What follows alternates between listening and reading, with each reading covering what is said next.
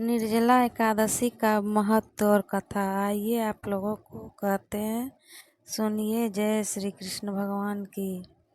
श्री भीमसेन बोले कि हे पितामह, भ्राता युधिष्ठिर, माता कुंती, द्रौपदी, अर्जुन, नकुल और सहदेव आदि एकादशी के दिन व्रत करते हैं और मुझसे एकादशी के दिन अन्न खाने को मना करते हैं।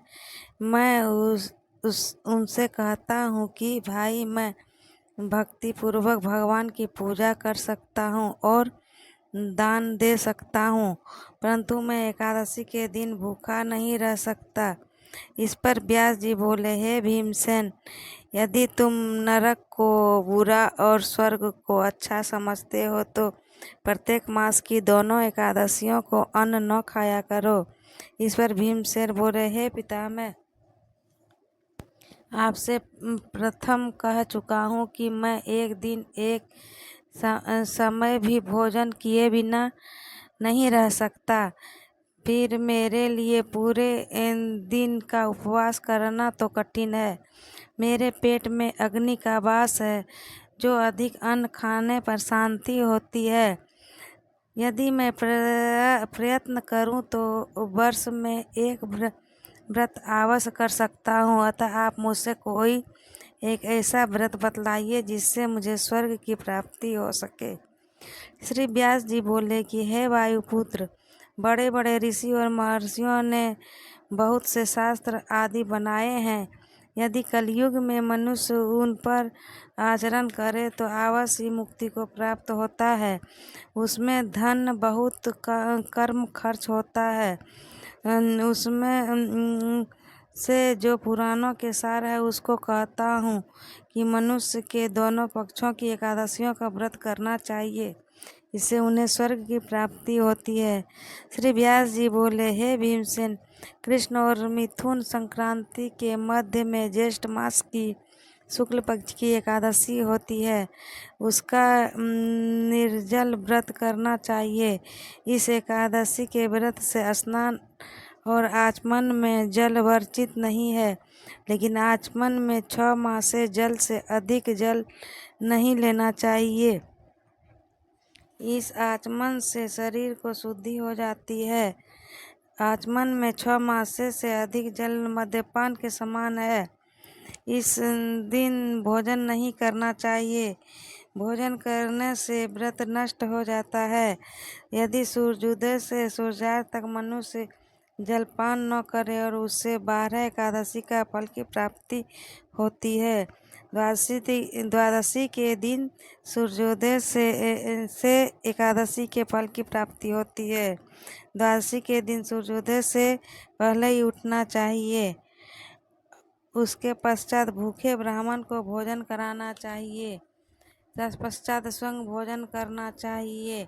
हे भीमसेन, स्वयं भगवान ने मुझसे कहा था कि इस एकादशी के पुण्य समस्त तीर्थों से दान के बराबर है। एक दिन निर्जल रहने से मनुष्य पापों से मुक्त हो जाता है।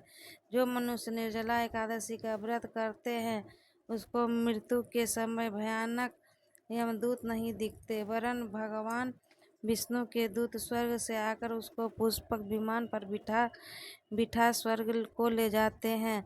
संसार में सबसे श्रेष्ठ निर्जला एकादशी का व्रत है। अतः यत्न पूर्वक इस एकादशी को निर्जल व्रत करना चाहिए। इस दिन ओम नमो भगवते वासुदेवाय इस मंत्र का उच्चारण करना चाहिए। इस दिन गोदान करना चाहिए। इस एकादशी को भीमसेन या पांडव एकादशी भी कहते हैं। निर्जल व्रत करने से पहले भगवान की पूजा करनी चाहिए और उसे विनय करनी चाहिए कि हे भगवान, आज मैं निर्जल व्रत करता हूँ। इसके दूसरे दिन भोजन करूँगा। मैं इस व्रत को श्रद्धापूर्वक करूँगा, उससे मेरे सब पाप नष्ट हो जाएं। इस दिन एक बड़े वस्त्र से ढक कर स्वर्ण सहित दान करना चाहिए। जो मनुष्य व्रत को अंतराल में स्नान तप आदि करते हैं उसको करोड़ों फल स्वर्ग दान दान का फल मिलता है। जो मनुष्य इस दिन यज्ञ होमादि करते हैं उसका फल वर्णन भी नहीं हो सकता। इस निर्जला एकादशी का व्रत से मनुष्य विष्णु लोक को जाता है। जो मनुष्य इसी दिन अन्न खाते हैं उसको चांडाल समझना चाहिए, वो अंत में नरक को जाते हैं। ब्रह्म हत्यारे, मद्यपान करने वाले, चोरी करने वाले, गुरु से द्वेष करने वाले, अत्यंत बोलने वाले को इस इस व्रत को करने से स्वर्ग को जाते हैं। हे कुंती, जो पुरुष या स्त्री इस व्रत को श्रद्धा पूर्वक